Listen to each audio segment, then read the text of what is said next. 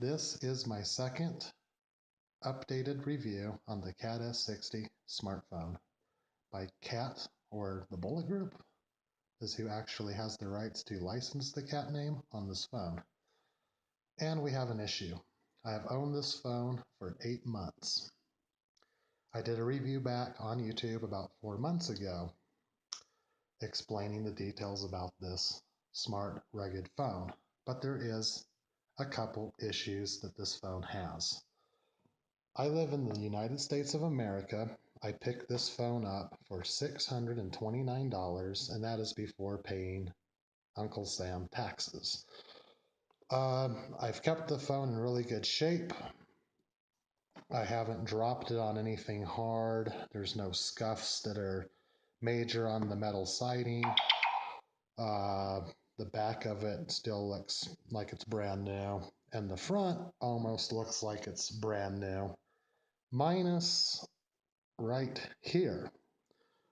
It used to have this weird looking speaker screen over the front of this area where this main speaker is, which is here, and this is a little water port that tells the phone if it's been submerged in water and brings up warning screens to run the speaker dry program if you don't flip these switches up to the 5 meter mark on the front and top.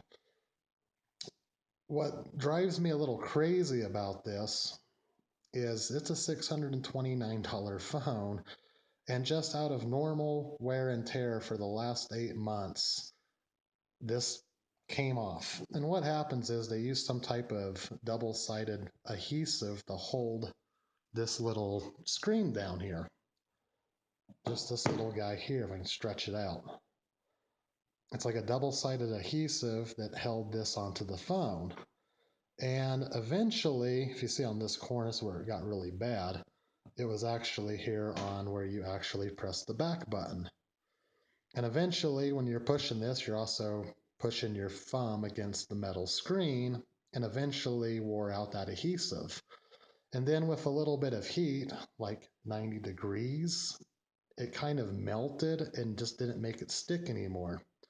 And one day I stuck it in my pocket and it caught the corner of the screen and kind of peeled it up. I tried to put it back in place, and then I just had a big sticky black mess on my finger from that adhesive.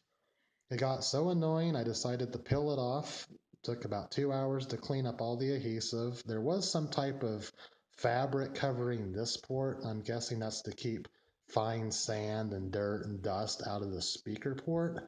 I just went ahead and removed it because any type of like fuzz or anything, or cat hair, because I do have a cat, it gets on there and it sticks to it and it just makes the phone look really ugly. So I removed that piece of fabric as well. If I ever do go somewhere where it gets sandy or really dirty, I can just flip this up and nothing's going to get in there. So if you do this little trick and you're tired of this screen peeling off on your phone, that is something just to be aware of. Now, another issue a lot of users are having are with these little cover ports. They have a little rubber gasket on the power port, and this metal that's stuck to it will eventually come off, kind of like the speaker grill. And people are saying to just go ahead and put a little super glue and that will fix the problem as long as you don't lose this metal piece. Some people lose the metal piece, but the little rubber seal, which is, I'll go ahead and pull it out if I can get it open.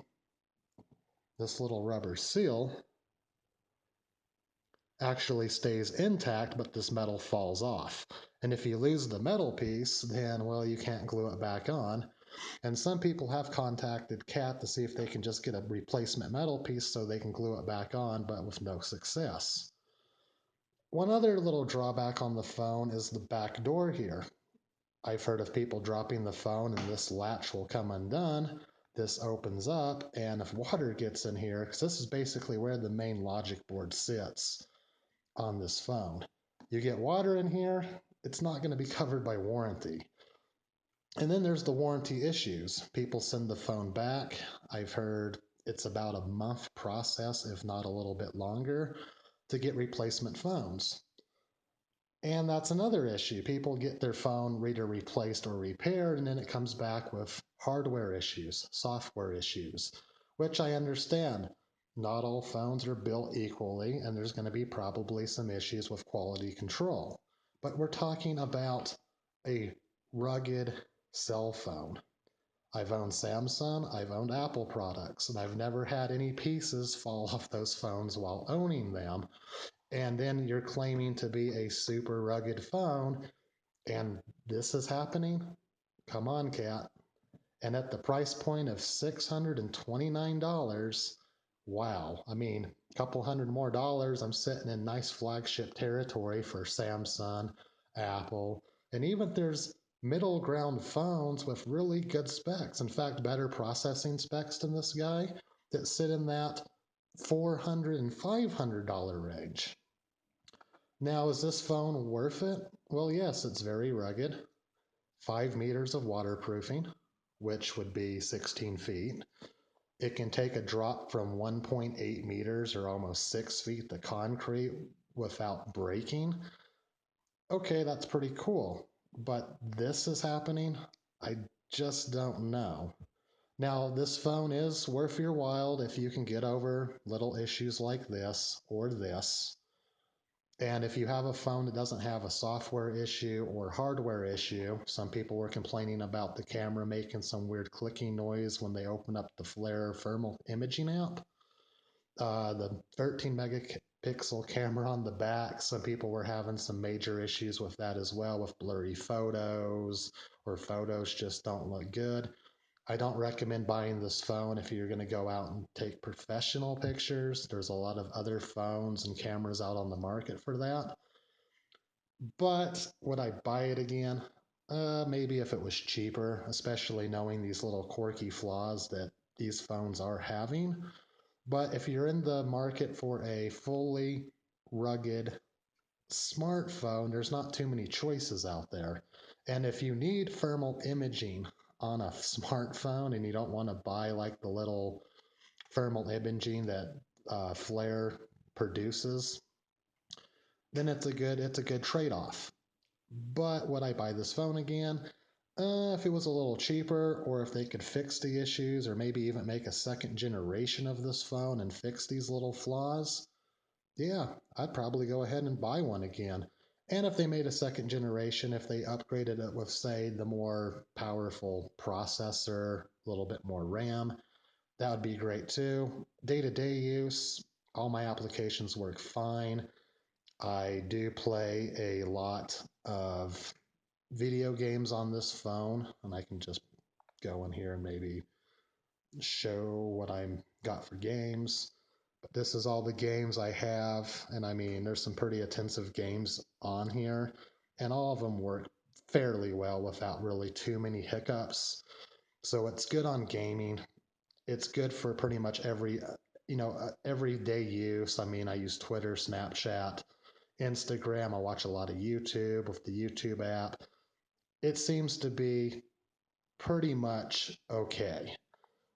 But like I said, do you want to go ahead and drop $629 on this? Is this phone even more money in other countries? Now, one other thing I want to discuss is that there's actually two models of this phone.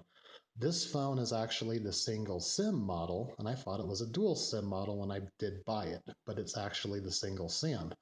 So if I go out of the United States to, say, Europe or somewhere else, putting a SIM card in, this may not work on those networks over there. And I believe there was another guy who bought this phone thinking it was a dual SIM, found out he had the single SIM. He went out of the United States and had a major issue of trying to connect it to other mobile networks out of the United States. Now, I hear it does work okay in Mexico and Canada, but once you go overseas, it's a little different. So make sure when you're buying one of these online, if you want the single SIM, that's okay, but go ahead and do the dual SIM. But I'm going to go ahead and just wrap this up. If Kat watches my video here, just do the customers a solid. Either repair these issues or maybe just send them a little money back, because that's just a little, I mean, it sucks. You spend that type of money and the phone just starts to fall apart without really any abuse. That to me is an issue. But I want to thank everybody for watching my video. If you like it, go ahead and like the video. If you don't like it, of course, hit that unlike button. And if you want to subscribe to my channel, go for it. Everyone have a great day. Stay safe and be good.